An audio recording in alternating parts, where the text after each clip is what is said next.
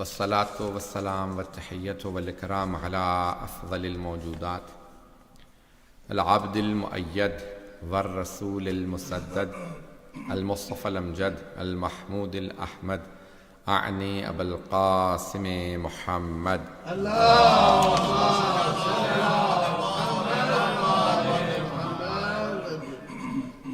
وعلى روحه ونفسه وسهره ووسيه سيد الأتقياء والأصفياء مولى الموالي إمام المتقين علي بن أبي طالب.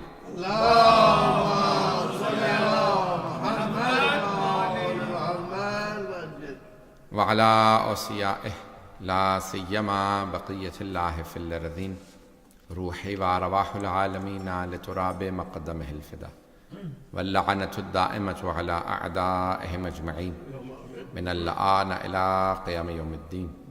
أما بعد فقد قال الله الحكيم في كتابه الكريم بسم الله الرحمن الرحيم يا أيها الذين آمنوا كتب عليكم الصيام كما كتب على الذين من قبلكم لعلكم تتقون.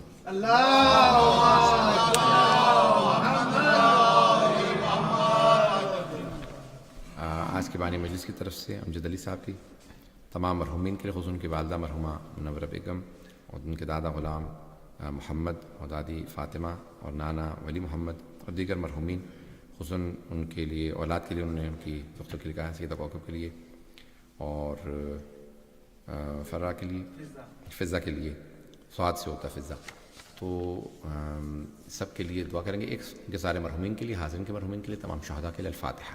بسم اللہ الرحمن الرحیم.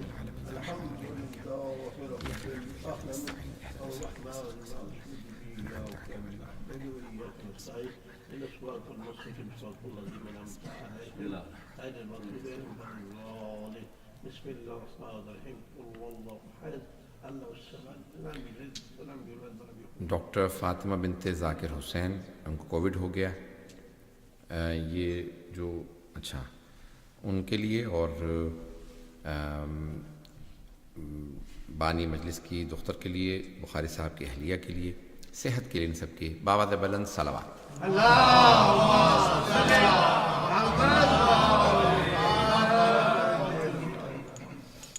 صلوات میں بے انتہا بیماریوں پریشانیوں کا حل ہے، اور جتنا بھی زیادہ اس کو پڑھا جائے اتنا اس کا ثواب ہے. اکثر آپ جو اذکار پڑھتے ہیں، قرآن کریم پڑھتے ہیں، کوئی بھی چیز پڑھتے ہیں، تو اس میں آپ کے لیے نیکیاں لکھی جاتی ہیں، اور استغفار پڑھتے ہیں. بہت سے ایسی چیزیں ہیں جس میں گناہ معاف کر دی جاتے ہیں، گناہوں کو مٹا دیتے ہیں. جو فرشتوں نے گناہ لکھے ہوتے ہیں وہ آپ کے استغفار سے کاٹتے جاتے ہیں. توجہ ہے. اور جب قرآن پڑھتے ہیں تو وہ نیکیاں لکھتے رہتے ہیں. لیکن بڑے بڑے بزرگ علماء نے یہ روایات نقل فرمائی ہیں، اور وہ کہتے ہیں صلوات ایک ایسی چیز ہے جو ایک ہی وقت میں دونوں کام کرتی ہے.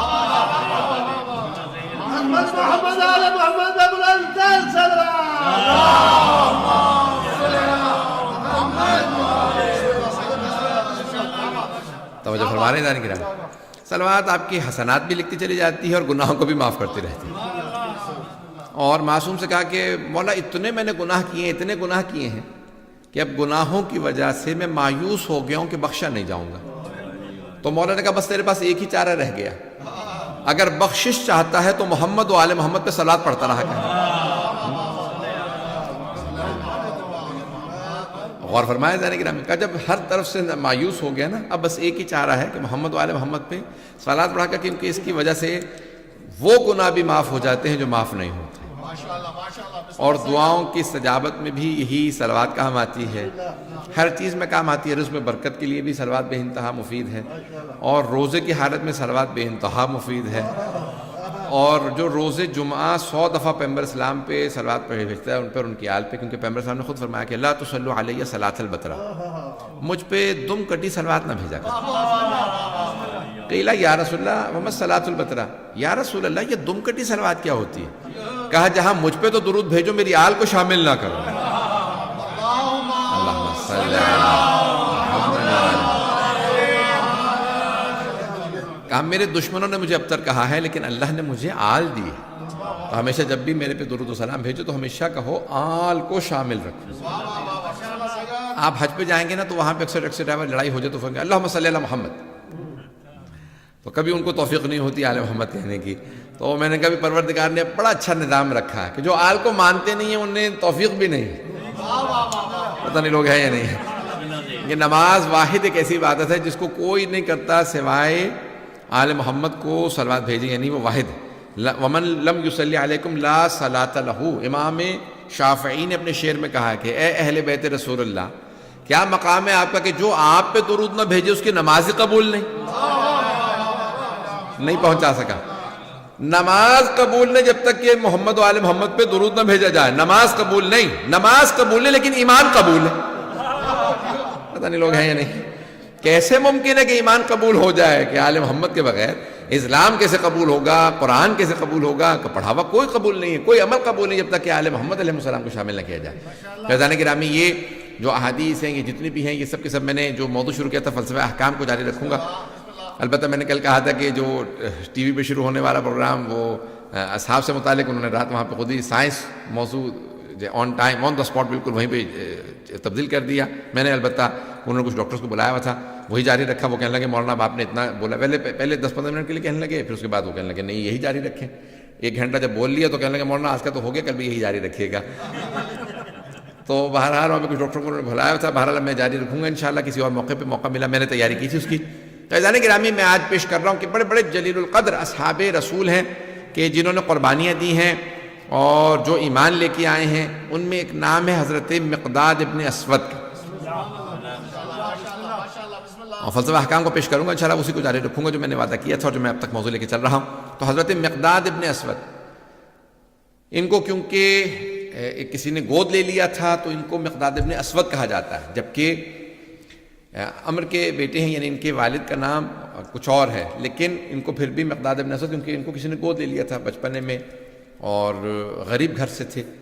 اور حضرت مقداد کی بہت زیادہ تعریف کی گئی ہے. ان کا ہمارے ہاں تذکرہ سب سے کم ہوتا ہے.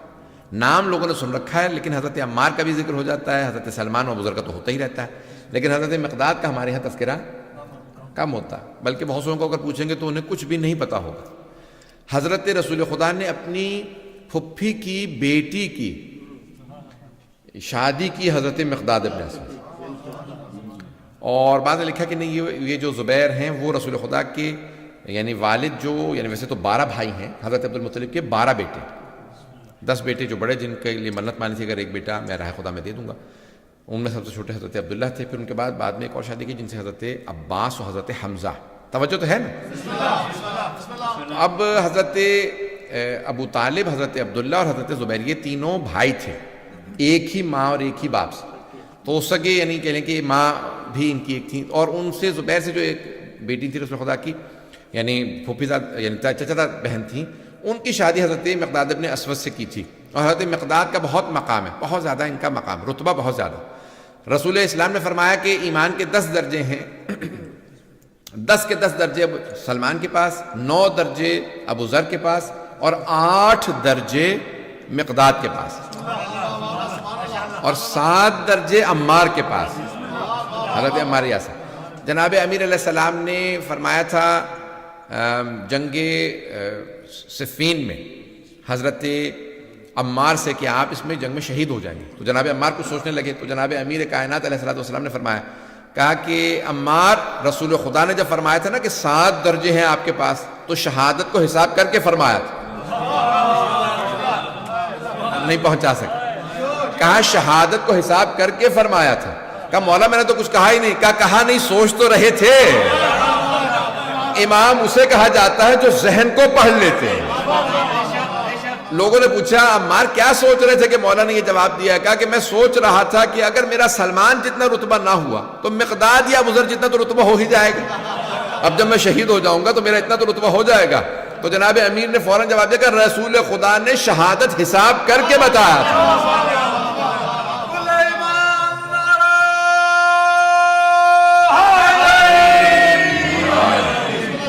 توجہ فرمانے جانے کی نام کیا رسول اسلام نے جب کہا تھا 7واں درجہ ہے تو شہادت کو حساب کر کے بتایا تھا 7واں درجہ. جانے کی نام اب جناب مقداد کے متعلق فرمایا کہ 8ویں درجے پہ ہیں، یعنی یہ 8واں درجہ یعنی سیڑھیاں جو جا رہی ہیں پہلا درجہ سب سے نیچے، 2 3 کرتے کرتے 10واں درجہ آخری درجہ، اس سے نیچے ایک کم جناب ابو محمد توجہ ہے جانے گرام.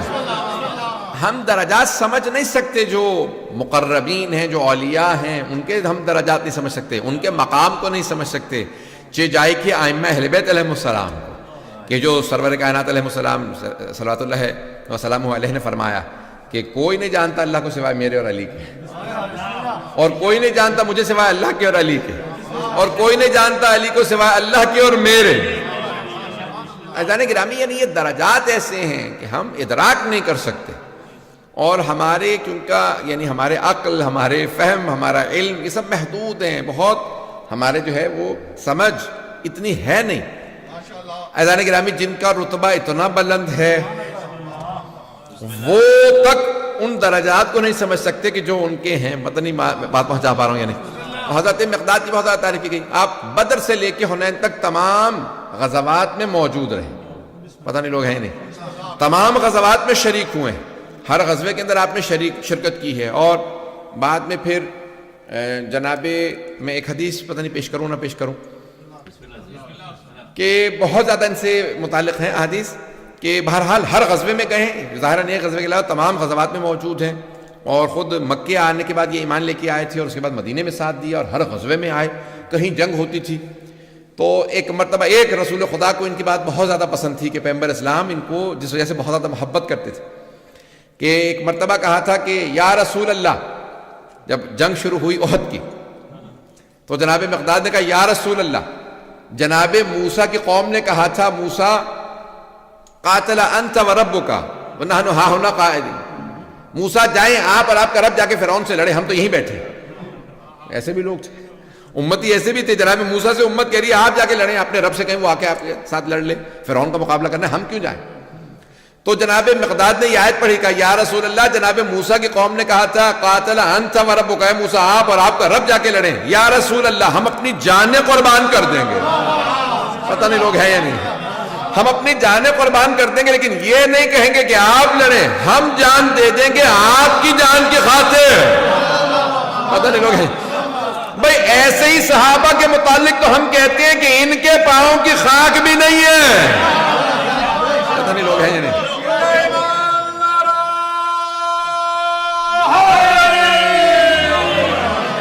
بات پہنچ رہی ہے جانے کی نا. یہ جناب مقداد نے فرمایا کہ یا رسول اللہ، اور تلوار لے کے رسول خدا کا طواف کرنے لگے. طواف کرنے لگا، یا رسول اللہ میں اپنی جان آپ پہ قربان کر دوں گا، آپ کو چھوڑ کے نہیں جاؤں گا. ایسے افراد کے جو عاشق رسول، کہ چاہے بدر ہو، احد ہو، کوئی جنگ ہو، ہر جگہ پہ پیغمبر کے ساتھ. اور پھر وہ بھی آپ کے ذہنوں کے اندر ہوگا کہ جب حنین کے اندر یا اس سے پہلے اور بعد کے حالات، کہ جب ایک مرتبہ رات کا وقت تھا اور کچھ منافقین نے منصوبہ بنایا کہ ہم رسول خدا کا قتل کر دیں گے. اور اس میں کون کون تھے؟ بہرحال اچھا کچھ ابھی تک مسلمان نہیں ہوئے تھے، چلیں ان کا تو یعنی کچھ تو ابھی انہوں نے کلمہ نہیں پڑھا تھا، یعنی وہ ابھی یہودی ہی تھے، کیونکہ یہودیوں کا منصوبہ تھا سارا. تو اس میں بہت سے لوگ تھے، اور اس میں ہاں 12 قبیلے سے. میں آپ نام نہ لیں خدا را، میرے منہ سے بھی نام نکلنے والا تھا ایک صاحب کا، کیونکہ میری تو ریکارڈ ہو رہی ہے، آپ کو تو کچھ نہیں. تو عزیزان گرامی، اب وہ جناب مقداد نے دیکھ لیا تھا، اور جناب بڑے بڑے جلیل القدر اصحاب تھے کہ جنہوں نے دیکھ لیا تھا، اور بجلی کڑکی، رات کا وقت تھا، اور بہت سے چہرے نظر آ گئے. اور یہاں تک کہ ایک صحابی رسول ہے حضرت حذیفہ یمانی، بہت جلیل القدر صحابی ہیں رضی اللہ عنہ، کہ انہوں نے کہا کہ رسول خدا نے کہا کہ حذیفہ نے سب کو دیکھ لیا. کئی اصحاب پیغمبر کے بعد حضرت حذیفہ سے پوچھتے رہتے تھے ان منافقین میں سے میں تو نہیں تھا. پتہ نہیں لوگ ہیں یا نہیں.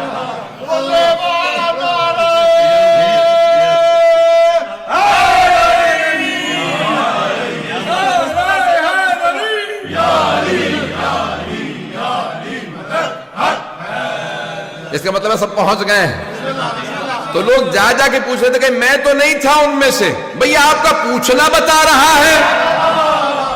اپنے اوپر اتنا شک ہونا ہی نہیں چاہیے کہ کہیں آپ کو غلط تو نہیں نظر آ گیا. میں تو نہیں کہیں آپ کو نظر آیا تھا، وہ میں نہیں تھا اگر میں نظر آیا تھا.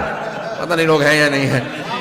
عزیزان گرامی، اب یہ حضرت مقداد بڑے جلیل القدر اصحاب میں سے، ان کا یہ کہنا جناب ختمی مرتبہ سے کہ اپنی جانیں آپ پہ قربان کر دیں گے۔ ایک اور حدیث سن لیجئے جو مجھے بہت زیادہ پسند ہے، میں پڑھتا نہیں ہوں، یہ ممبر سے پیش نہیں کرتا، ابھی آپ لوگوں نے مجھے 5-6 دن سن لیا، آج 5 دن، ویسے تو آپ نے بہت زیادہ سنا لیکن یہ 5 دن مسلسل سنا تو اب آپ کا شاید ذہنی طور پہ اتنی ہم آہنگی ہو گئی ہو کہ آپ برداشت کر سکیں۔ یہ حدیث باہر نقل نہ کیجیے گا۔ تو اب یہ چھٹے امام علیہ السلام سے ہے، اور یہی وہیں پہ تحفۃ الابواب میں شیخ عباس قمی نے اور کتابوں میں نے دیکھی ہے ظاہر ہے۔ اس وقت تو میرے وہی حوالہ، کیونکہ میں نے بھی تازہ وہی دیکھا حوالہ، تو فرماتے ہیں چھٹے امام فرماتے ہیں کہ سب کے سب ارتداد کا شکار ہو گئے تھے، مرتد ہو گئے تھے پیغمبر اسلام کے بعد۔ بھئی کیسے مرتد ہو گئے تھے؟ کیا لا الہ الا اللہ پڑھنا چھوڑ دیا تھا کہ پڑھتے؟ اونچی آواز سے کہیں بھائی، پڑھتے تھے بھائی لا الہ الا اللہ سب؟ کیا کسی نے لا الہ الا اللہ کا انکار کر دیا تھا؟ کیا محمد رسول اللہ کا انکار کر دیا تھا؟ نہیں۔ بڑا اچھے، مجھے بڑی خوشی ہوئی ہے کہ سب نے اونچی آواز سے کہا۔ تو چھوڑا کسے تھا؟ پتہ نہیں لوگ ہیں یا نہیں، چھوڑا کسے تھا؟ یہ جو چھٹے امام فرما رہے ہیں کہ سارے مرتد ہو گئے تھے سوائے 3 کے، کا مولا کون؟ کا سلمان، ابو ذر، مقداد۔ میں یہ حدیث نہیں پڑھتا ہوں، اب پڑھ دیا تو سن لیجئے۔ شیخ عباس قمی کو خاتم المحدثین کہا جاتا ہے، محدثین میں سب سے بڑا محدث مانا جاتا ہے پچھلے 100 سال میں، ان سے بڑا کوئی محدث نہیں ہے، حدیث کا ایکسپرٹ نہیں ہے، لاکھوں حدیثیں ہاتھوں سے لکھی ہیں۔ اب وہ فرماتے ہیں کہ امام سے فوراً پوچھنے والے نے پوچھا، مولا آپ نے کین کا نام لیا، عمار کا نام نہیں لیا؟ کہا میں کہنا نہیں چاہتا تھا، ان کے بھی دل میں تھا، علی کے ساتھ کھڑا ہوں گا تو کس کس کی مار کھاؤں گا۔ نہیں ہے مجمع، آدھا مجمع خاموش ہے۔ بھئی وہی تو حضرت عمار ہے نا، جب ان کے باپ کو کاٹا گیا، ماں کے سینے میں برچھی ماری ابو جہل نے، ان سے کہا، جب ان کے ماں سے باپ سے کہا کہو ہم انکار کرتے محمد کے خدا کا، ان دونوں نے انکار نہیں کیا، مار دیے گئے، تبھی تو شہید کیے گئے۔ جناب عمار سے کہا انکار کر محمد کے خدا کا، کہا انکار کرتا ہوں۔ وہ تقیہ کہاں سے آیا؟ شیعوں میں تقیہ کہاں سے آیا؟ اسلام میں تقیہ کہاں سے آیا؟ واپس آئے روتے ہوئے، یا رسول اللہ میں نے کچھ دیر کے لیے انکار کر دیا تھا۔ نہیں ہے مجمع، اللہ نے کہا عمار، اللہ نے آیت نازل کی ہے الا من اضطر وقلبہ مطمئن بالایمان، جسے اضطرار کی حالت میں زبردستی ایمان سے انکار کروا دیا جائے لیکن اس کا دل ایمان سے بھرا ہوا ہو۔ پتہ نہیں لوگ ہیں یا نہیں، پتہ نہیں لوگ ہیں یا نہیں ہیں۔ اب میں نے موضوع چھیڑ دیا، میں اگر وقت بھی ہو جائے گا تو میں یہ جب تک مکمل نہیں کروں گا میں نہیں آگے، کیونکہ کنفیوژن میں چھوڑ کے نہیں جانا چاہتا ہوں۔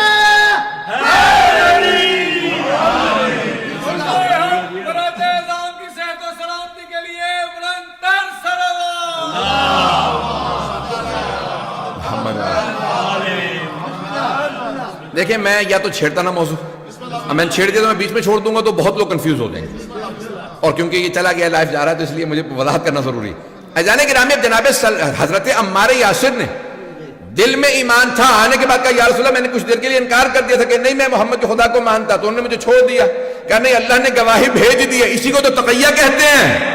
نہیں ہے مجمع، جان بچانے کی خاطر انکار کر سکتے ہو، جان بچانے کی خاطر انسان انکار کر سکتے، اسے کہا جاتا ہے تقیہ، وَالتَّقِيَّ إِلَى يَوْمِ الْقِيَامَةِ، صحیح بخاری میں ہے، قیامت تک کے لیے تقیہ ہے۔ ہمیں نہ کہو کافر، پہلے امام بخاری سے پوچھو، امام بخاری نے لکھا ہے تقیہ الی یوم القیامہ، قیامت تک کے لیے تقیہ جاری ہے۔ اب یہ وہاں پہ ہے حسن سے، یعنی امام حسن مجتبیٰ علیہ السلام سے نہیں، راوی ایک اور ہے۔ تو عزیزان گرامی، اب یہاں پہ انہوں نے کہا کہ سرور کائنات کا نظریہ یہی ہے کہ قیامت تک کے لیے، ہمارا عقیدہ ہے کہ ظہور تک تقیہ جاری رہے گا، ظہور کے فوراً بعد حرام ہو جائے گا۔ اب امام کا جیسے ظہور ہوگا تقیہ حرام ہو جائے گا، پھر نہیں کہہ سکتے نہیں میں نہیں بتانا چاہتا، میں نے اپنا ایمان چھپا رکھا ہے۔ جب امام نے سامنے قیام کر دیا اب ایمان نہیں چھپا سکتے۔ نہیں ہے مجمع، بھائی نہیں ہے مجمع میرے ساتھ اس وقت۔ عزیزان گرامی، جناب عمار کے لیے امام نے کیوں نہیں کہا کہ ان 4 کا کیوں نہیں کہا، 3 کا کیوں کہا؟ کیونکہ جناب سلمان و ابو ذر و مقداد تو آ گئے تھے تلواریں لے کے۔ جب مولا کو لے جایا جا رہا تھا یا علی بیعت کیجئے گا، بیعت نہیں کروں گا، جناب عمار نہیں تھے۔ جب امام وقت پہ وقت پڑ جائے تو پھر تقیہ نہیں ہوتا۔ بات پہنچ گئی ہے؟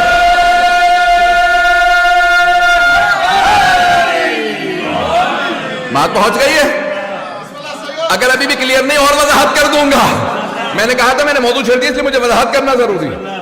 اب جب امام وقت پہ وقت پڑ جائے پھر تقیہ نہیں ہے۔ یہ جناب سیدہ جو اپنے پردے کی قسمیں کھا رہی ہیں، برقعے ہی میں صحیح آئیں تو صحیح بات، یہ آنا بتا رہا امام وقت پہ وقت پڑ گیا، میں بھی تقیہ میں نہیں ہوں۔ دربار میں آ کے آیتیں سنا رہی ہیں اور کہہ رہی ہیں وہ جو تخت پہ بیٹھا ہے سن لے، محمد اللہ کے رسول ہے، افئن ماتوا و قتلوا لانقلبتم الی اعقابکم، اگر یہ مر گئے یا مار دیے گئے تو تم پلٹ جاؤ گے پرانی حرکتوں پہ۔ نہیں ہے مجمع، بی بی کسے سنا رہی تھی؟ وہ جو وہاں موجود تھے کہ پلٹ جاؤ گے یا پلٹ گئے ہو۔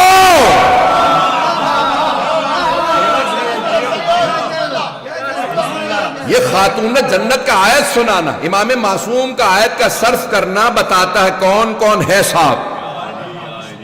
پتہ نہیں لوگ ہیں یا نہیں ہیں، بات پہنچ رہی ہے جانے کی رہا۔ فرماتے ہیں کہ یہاں پہ اس وقت جناب عمار کچھ دیر کے لیے سوچ رہے تھے کہ ساتھ دوں، پوری فوج، پوری حکومت، سارے کے سارے لوگ کس طرف کھڑے ہیں، اکیلے ایک علی تو کھڑے ہیں۔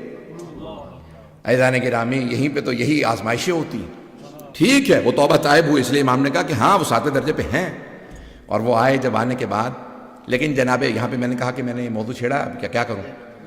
جناب مقداد جب جنگ جمل ہوئی، جنگل مولا میں اور رسول خدا کی بیوی کے ساتھ جنگ ہوئی، جنگ جمل ہوئی تو جناب مقداد کا انتقال ہو چکا تھا۔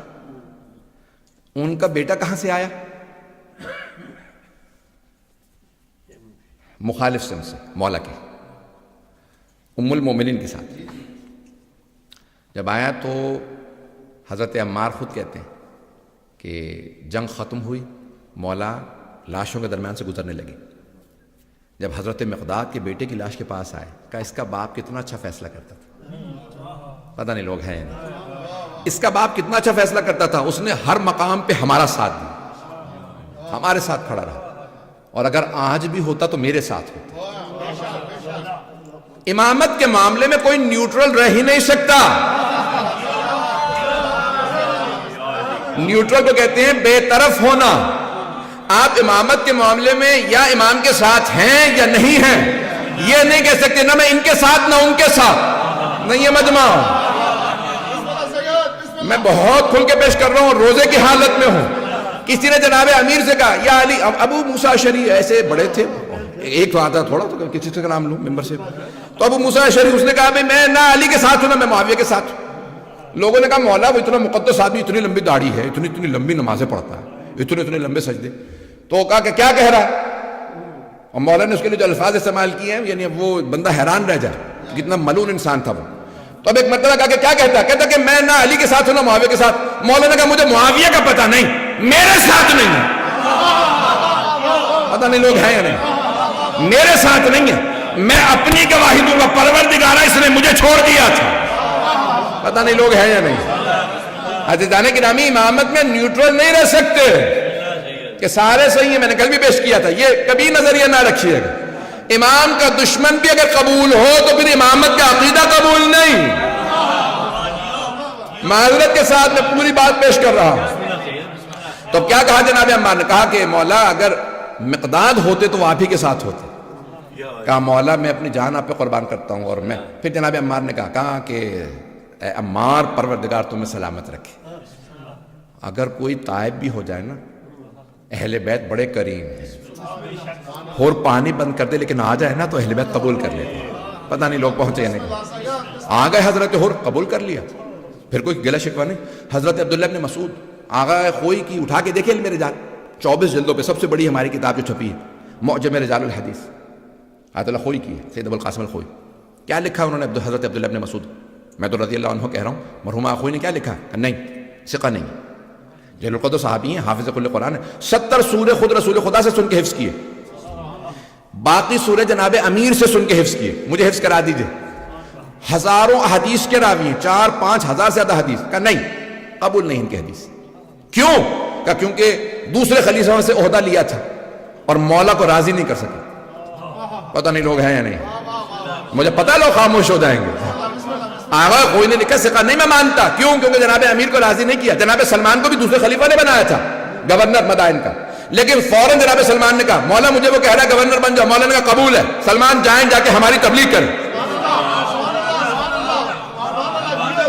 جب مدائن کا گورنر جناب سلمان کو بنایا دوسرے خلیفہ نے، مولا نے کہا میں اجازت دیتا ہوں۔ دوسرے ہی خلیفہ نے حضرت عبداللہ بن مسعود کو بنایا، حافظ قرآن ہو، قاضی ہو، پیغمبر کے قریبی تھے، کوفے کا گورنر بنا رہا ہوں۔ بہت چھوٹے سے قد کے تھے، ان کی صرف بیٹیاں تھیں، بیٹا نہیں تھا۔ سوچنے لگے اگر علی سے پوچھوں منع کر دیا پھر کیا ہوگا، فاقے پہلے ہی ہو رہے ہیں، میں نے پہلے بھی بیعت نہیں کی تھی، پتہ نہیں لوگ ہیں یا نہیں۔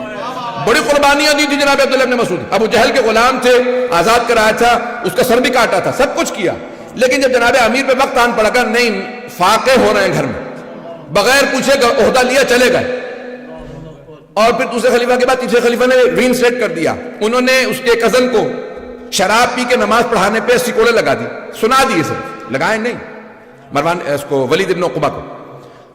خلیفہ نے واپس بلایا، کہا کہ آپ کو میں نے معزول کر دیا، ڈسمس، آپ نے میرے کزن کو سزا سنائی۔ اور جب وہ آئے تو بوڑھے تھے، کمزور تھے، چھوٹے سے قد کے تھے، انہیں گرا کے مارا، اتنا مارا تیسرے خلیفہ نے اور ان کے جاننے والوں نے اتنا مارا کہ اسی میں مر گئے۔ لوگ اٹھا کے لے گئے، ان کے نازک مقامات پہ ٹھڈے مارے، ان کو لاتیں ماری، منہ پہ، ٹانگوں پہ، بہت مارا، بہت برے طریقے سے مارا حضرت عبداللہ بن مسعود کو۔ تو یہ صحابی نہیں تھے، زیادہ قابل بھی تھے، تو صحابہ کا دم بھرنے والوں سب کو مانو پھر۔ یہ صرف دشمنان اہل بیت ہی کو صحابی بنوانے پہ کیوں تلے ہو، پتہ نہیں لوگ ہیں یا نہیں۔ اب جناب عبداللہ بن مسعود کا جب انتقال ہو رہا ہے نا اتنی مار کھا کے، تو لوگوں نے اٹھا کے ان کے گھر چھوڑا، یہ مرنے والا ہے۔ اب پورے مدینے میں بات پھیل گئی کہ تیسرے خلیفہ نے اتنا مارا ہے کہ وہ مرنے والے۔ تو تیسرا خلیفہ نے کہا کہ ایسا نہ ہو کہ میں بدنام ہو جاؤں کہ میں قاتل ہوں، پہلے ہی سب گالیاں دے رہے ہیں، پورا یہاں پہ لوگ جمع ہیں مجھے قتل کرنے کے لیے۔ فوراً گھر چلے گئے، کبھی آپ مجھے معاف کر دیں۔ کہا اللہ معاف کرنے والا، میں کون ہوتا ہوں، اپنا معاملہ اب نہیں ٹھیک کروں گا۔ پتہ نہیں لوگ ہیں یا نہیں۔ کہا کہ اگر آپ کو دوا چاہیے دوا لا دوں، کہا میری دوا موت ہے۔ کہا میں نے آپ کا وظیفہ بند کر دیا تھا، کئی مہینوں سے میں نے آپ کو کھانے کو نہیں دیا، آپ کے گھر میں فاقے ہیں، کھانا لا دوں۔ کہا تجھ سے کچھ نہیں چاہیے۔ پتہ نہیں لوگ ہیں یا نہیں، آخری وقت تو دیکھیں نا۔ کہا تجھ سے کچھ نہیں چاہیے۔ کہا آپ کا بیٹا کوئی نہیں، صرف بیٹیاں ہیں، اگر آپ مر رہے ہیں اپنی بیٹیوں کی کفالت میرے ذمہ کر دیجئے، میں آپ کی بیٹیوں کو پال دوں گا، ان کی شادیاں کر دوں گا۔ کہا تجھ سے کچھ نہیں چاہیے، میں نے اپنے حبیب رسول خدا سے سنا تھا جو عشاء کے بعد سورہ واقعہ پڑھے وہ کبھی فقیر نہیں ہوتا، میں نے ساری بیٹیوں کو سورہ واقعہ حفظ کرا دی۔ پتہ نہیں لوگ ہیں یا نہیں۔ آج میں نے موضوع سے چھیڑ دیا، میں بہت معذرت چاہوں گا۔ اب یہ مکمل کے بغیر 2 منٹ ہیں اور مجھے مصائب بھی جلدی پیش کرنے، 2 جملے مصائب کے پڑھ دوں گا۔ عزیزان گرامی، جناب عبداللہ بن مسعود کا انتقال ہونے والا، جناب امیر ملنے چلے گئے۔ جیسے جناب امیر کو آتا دیکھا، جناب عبداللہ مسعود رونے لگے۔ کہا مولا جب آپ کا وقت پڑا تھا نا، جب سب نے آپ کو چھوڑ دیا تھا، میں بھی چھوڑ گیا تھا، لیکن اب میرا وقت آیا ہے تو آپ آ گئے ملنے۔ کہ وہ تمہارا کردار تھا کہ ہمارا کردار ہے؟ آل محمد کا کردار تو مولا ہے۔ مولا نے آ کے پیار کیا۔ جناب عبداللہ بن مسعود بہت روئے اور روتے ہوئے کہا کہ یا علی کیا میری توبہ قبول ہو سکتی ہے؟ میں نے آپ کا ساتھ چھوڑ دیا تھا۔ مولا نے کہا جا عبداللہ بن مسعود، میں نے معاف کیا، میں نے معاف کیا۔ میں اس لیے کہتا ہوں کہ ثقہ ہیں یہاں پہ اور قابل قبول ہے، کیونکہ مولا نے آخری وقت میں معاف کر دیا۔ آخری کہتے ہیں ہاں توبہ قبول ہے، لیکن وہ پچھلی حدیث ایسا نہ ہو کہ صحابہ کو خوش کرنے کے لیے کچھ حدیث کہہ دی ہوں، اس لیے حدیث نہ لو۔ بہرحال مجھے اس سے بحث نہیں ہے۔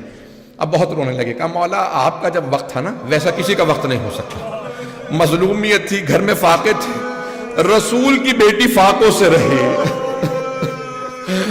حسنین بھی بھوکے تھے، مولا میں نے آپ کا ساتھ چھوڑ دیا تھا۔ مولا نے کہا کوئی بات نہیں ہے۔ عبداللہ بن مسعود کوئی بات نہیں، میں پھر بھی مولا نے خیال رکھا آئے۔ عزیزان گرامی، ایک جملہ پیش کر دو جناب مقداد کے غربت کا، مصائب کے 2 جملے میں نے پڑھے ہیں، ایک جناب مقداد کا بھی سن لیں۔ ظہر کے بعد کا وقت ہے، عرب کی گرمی ہے، مدینہ شہر ہے، جناب امیر دیکھتے جناب مقداد باہر ہیں۔ کم مقداد اس گرمی میں آپ باہر؟ مولا سے کوئی پوچھنے والا نہیں، مولا آپ بھی تو باہر ہیں۔ کب مقداد اس گرمی میں آپ باہر ہیں؟ کہا مولا بچوں کے اب رونا مجھ سے برداشت نہیں ہوتا، گھر میں بیوی بچے فاقوں سے ہیں، سب کہتے ہیں کھانے کو لاؤ۔ مولا آپ کا ساتھ دیا تھا نا، مولا کا ساتھ دیا اس لیے کسی نے اب جو ہے سب کچھ۔ ایک مرتبہ مولا نے کہا کہ مقداد یہ روٹی لو، یہ کھانا لو، گھر چلے جاؤ۔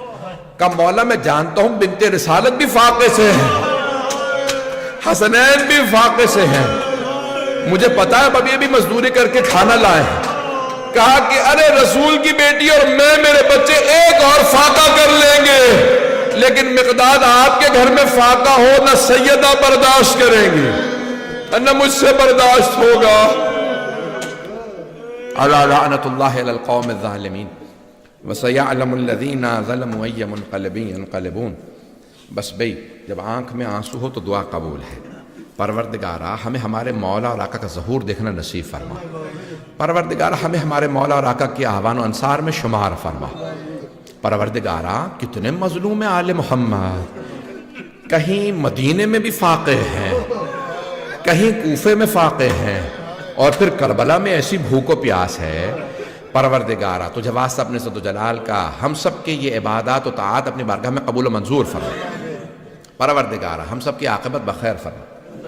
پروردگارہ ہمیں زندگی میں اہل بیت علیہ السلام کی ولایت پہ باقی رکھ، قبر میں جناب امیر کی شفاعت نصیب فرما۔ یہ مومن نے کہا کہ ان کی بیٹی فضا کے لیے دعا کے لیے خاص طور سے کہا پروردگارہ جو بھی ان کے ذہن میں اپنی بیٹی کے لیے، اولاد کے لیے جو بھی دعا ہے، پروردگارہ اس دعا کو مستجاب فرما۔